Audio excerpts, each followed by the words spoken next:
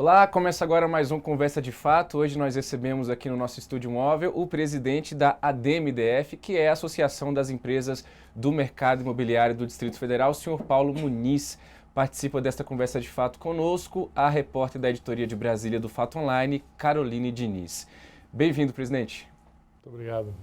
Presidente, que momento é esse que o mercado imobiliário de Brasília está vivendo? É uma crise que está instalada? Como é que vocês do mercado estão vendo este momento atual? Na verdade, nós temos aí realmente uma situação econômica no país instalada, delicada, né?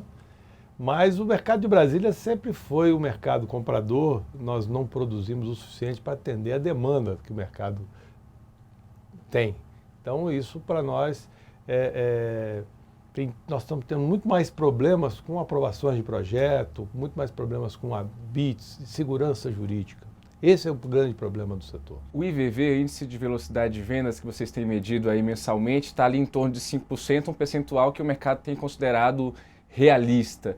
O que vocês estão esperando para o ano de 2016, que a gente já está aí batendo a porta, presidente? Olha, coincidentemente, hoje nós tivemos uma reunião de validade para validar o IVV de setembro. Ele teve uma pequena queda, foi para 3,9%, 3,8%. Mas mantém aí uma média no trimestre de 4%, que a gente considera razoável, porque, como você mesmo colocou, em torno de 5% está dentro da nossa média realista quando a gente faz as viabilidades econômico-financeiras para lançar os empreendimentos. Presidente, com a desaceleração do mercado, também houve queda no preço do metro quadrado, né, em algumas regiões. O que é esperado também para o próximo ano? Como a oferta está caindo, a gente não cabe mais queda. Hoje você tem uma estabilidade de preço. Então, o que a gente vislumbra dentro dos nossos números é que, num período curto, nós estamos vislumbrando um desequilíbrio entre a oferta e a procura. A tendência vai ser subir. E como continuar vendendo com as famílias tão endividadas e os bancos diminuindo o acesso ao crédito? Na verdade, a Caixa foi a que era um grande player, mas os outros bancos estão substituindo muito bem a Caixa. Os bancos particulares estão fazendo os desligamentos bem, tranquilo, com rapidez. Então isso tem funcionado tranquilamente.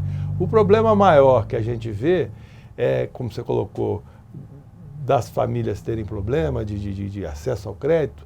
Brasília tem uma facilidade porque aqui a estabilidade de emprego ela predomina, né?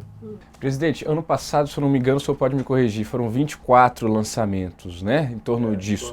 Esse ano nós estamos com 16 lançamentos, não deve chegar a 20 até o fim do ano, não é isso? Provavelmente a gente chegue aí a 18, talvez até a 20, porque nós tivemos alguns lançamentos no Noroeste no começo no semestre passado e ainda tem alguns lançamentos programados para esse ano. Sim. Então, lógico que com muita gente, muitos dos nossos associados estão adiando o lançamento, tendo em vista a atual conjuntura. É isso que eu ia perguntar para o senhor. Essa redução do número de lançamentos, ela se explica mais pelo momento econômico ou pela dificuldade na aprovação de projetos? O maior problema nosso é a falta de produto, é a falta de aprovação de projetos. Nós perdemos o ciclo virtuoso dos lançamentos por falta de projetos. O Fato Online noticiou essa semana que o GDF está estudando uma possibilidade de treinar estudantes para fiscalizar as obras. Você acha, o que o senhor acha disso? É interessante, mas para obras de pequeno porte, de menos complexidade. Eu acho é uma alternativa. Mas o maior problema que muitas vezes o GDF acusa de que falta gente, na verdade eu acho que falta produtividade. As pessoas que têm, com o conhecimento que têm, poderiam ter muito mais produtividade do que têm hoje.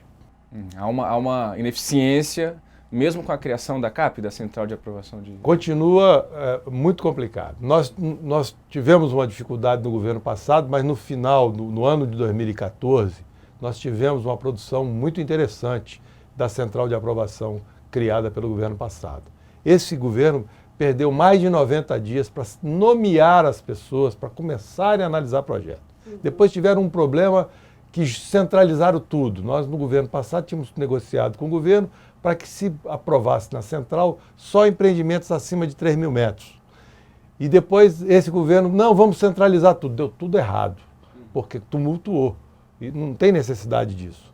Empreendimentos imobiliários, do mercado imobiliário, são todos acima de 3 mil metros quadrados. Menos que isso, são empreendimentos individuais. Para quem está nos assistindo entender, presidente, quando a gente fala de dificuldade de aprovação de projetos, como que é o esquema? Vocês mandam um projeto, uma proposta para o governo e precisa de uma aprovação, é isso, né?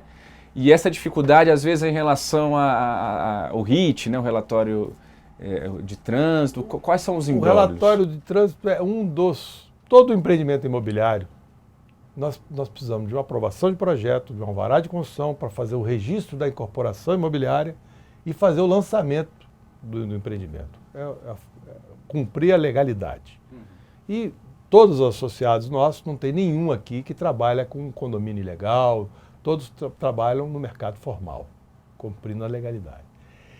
Nós estamos levando até 3 anos para aprovar um projeto. E tem problema de RIT, temos uma tabela, um anexo do PDL de Taguatinga, que afeta Taguatinga, Samambaia e Águas Claras, que tem 18 anos que ele teve um erro material da aprovação do PDL e não foi substituído. A gente vinha fazendo as obras em Águas Claras com uma tabela informal que estava sendo divulgada pela própria secretaria. E aí, de repente, descobriram que não podia mais aprovar. Quer dizer, coisas assim que deixam a gente estarrecido.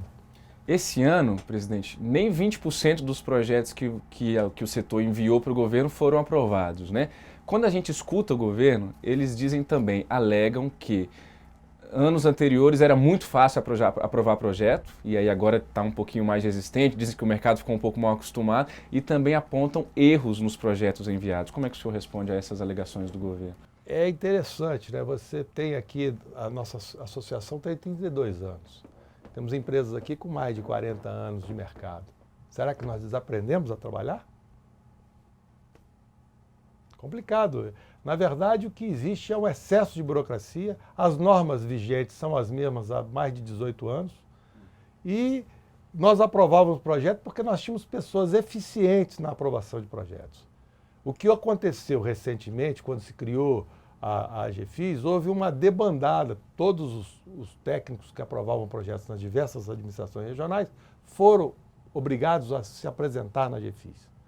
E aí foram contratados profissionais de pouco conhecimento. O governo não deu instrução suficiente, treinamento suficiente para essas pessoas. Nós temos aí um resultado de uma auditoria que saiu no início do ano, em fevereiro, que prova que os projetos que foram aprovados e que tem discussão, o Ministério Público vem procurando pelo em ovo nesses projetos, a gente tem muito mais ineficiência de quem aprovou, falta de competência para aprovar, de conhecimento de causa, do que má fé dos empresários. Voltando a falar de comportamento de preço, também do mercado imobiliário aqui em Brasília, presidente, atualmente o mercado tem reclamado muito da figura dos especuladores, né? Aqueles que compram para revender e fazer dinheiro com ágio e tudo mais. Mas ali no auge do mercado, em 2010, 2011, se a gente voltar ali naqueles lançamentos, o próprio mercado acabou incentivando um pouco esse comportamento, não? Como é que o senhor vê essa aparente dualidade aí na postura do mercado em relação aos especuladores? É um fato realmente verídico, porque naquela época de boom, todo mundo queria mostrar venda e achava bonito, muitas empresas se deixavam levar pelos vendedores e vendiam empreendimentos da noite para o dia. Nós que estamos no mercado já há muitos anos sabemos que isso não existe. Corretores chegavam a comprar 15, 20 apartamentos no lançamento. Então isso, claro que não ia dar certo e acabou não dando. Algumas empresas que foram mais precavidas, que não aceitavam esse tipo de coisa, tiveram condições melhores. Outras que não fizeram esse controle, realmente tiveram problemas. E o mercado, como foi dito, nós chegamos num patamar de preço que não se cabia mais aumentar, e até alguma coisa se reduziu e, obviamente, esses especuladores se frustraram. Presidente, o Noroeste é um exemplo disso? Desse Não, boom? O Noroeste não. O Noroeste, pelo valor agregado dele, isso praticamente não aconteceu. O que aconteceu no Noroeste, aconteceram alguns distratos, sim, mas muito mais pela ineficiência do governo para fazer a infraestrutura. Ele prometeu uma coisa, nos vendeu um sonho, nós revendemos esse sonho para os compradores e, infelizmente, a infraestrutura atrasou. Ela está acontecendo, ela está até muito melhor do que a gente conheceu o que aconteceu no Sudoeste, né? Agora, preço de lançamento no Noroeste não caiu. Agora, de revenda, segunda mão, houve uma desaceleração, presidente. O que aconteceu foi o seguinte, na verdade, tinham muitas parcerias, permutas, né? Tinha algumas pessoas que compraram no lançamento por um preço muito interessante, e aí, para poder realizar o investimento, venderam pelo preço que compraram, basicamente, lá no começo. Então, mas na sua grande maioria, os preços hoje estão na faixa de R$11 mil, e é um preço muito aquém de mercados nacionais, de lugares tão importantes e valorizados, nobres, como é o Noroeste, em relação aos outros mercados do país. Se for a São Paulo, Rio, Belo Horizonte, os valores estão em lugares nobres, como o Noroeste é nobre, são valores muito mais altos. Então, rapidamente isso vai se equalizar. E o mercado em Águas Claras?